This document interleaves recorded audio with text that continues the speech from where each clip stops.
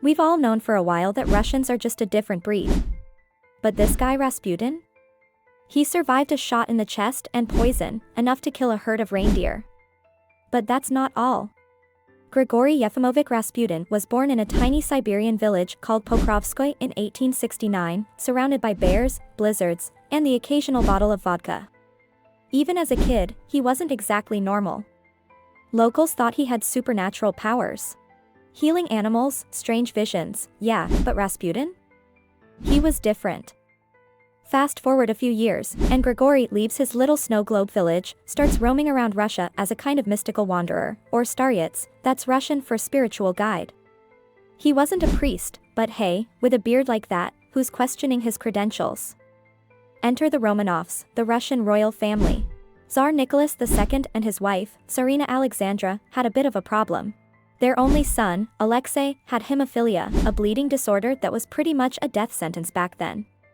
So, desperate for a miracle, they turn to, you guessed it, our guy Rasputin. Somehow, Rasputin manages to help Alexei's condition. When Rasputin prayed over the boy, his bleeding actually seemed to stop. Now, Rasputin, he wasn't exactly humble about his new position in the royal circle. He quickly went from a Siberian nobody to the man pulling some of the most powerful strings in the Russian Empire. Soon, he's got politicians asking him for advice, high society ladies vying for his blessings, and an entire empire gossiping about his every move.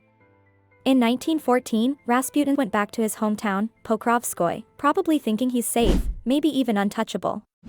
But Kyonia Gusieva, a woman with a chilling past, has a terrifying mission. Gusieva was a former prostitute and reportedly a fanatical follower of a monk named Ilyador. Now, Ilyador hated Rasputin's influence over the royal family and may have put her up to this deadly mission.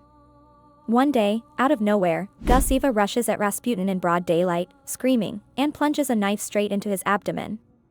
Rasputin crumples to the ground, and she's yelling, "I have killed the Antichrist." Miraculously, Rasputin survived this brutal attack. The knife had sliced through his stomach, leaving him severely wounded. But after surgery and months of recovery, he was back on his feet, and right back to his life in St. Petersburg, closer to the Russian royals than ever.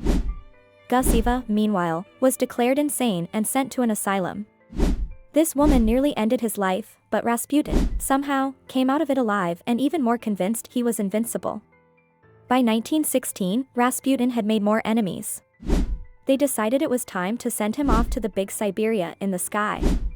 So, a group of high-ranking nobles, Prince Felix Yusupov, Grand Duke Dmitry Pavlovich, and Purishkevich, decided to finish what Gusieva had started. But this time, they weren't leaving anything to chance. Yusupov lures Rasputin to the luxurious Moika Palace and prepares cyanide-laced cakes and wine in the basement. This wasn't just a sprinkle of poison either, this was enough cyanide to kill several men. Rasputin arrives, and they start the night off with some small talk. Yusupov, trying to hide his nerves, offers Rasputin the poisoned cakes and wine. Rasputin munches on the poisoned cakes and has 3 glasses of wine, but absolutely nothing happens. Yusupov watches, horrified, as Rasputin seems unaffected.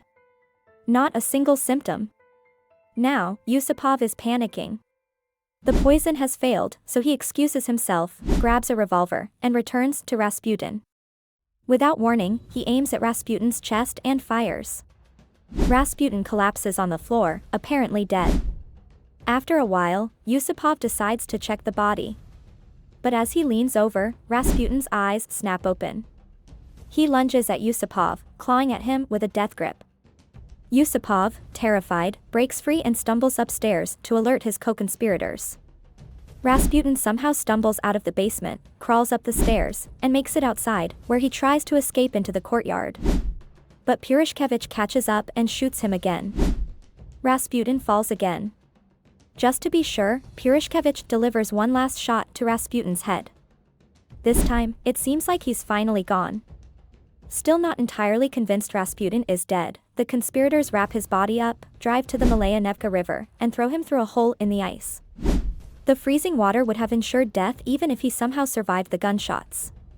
When they finally pulled Rasputin's body from the icy river, Dr. Dmitry Kosoratov, the forensic expert on the case, took a closer look. And guess what?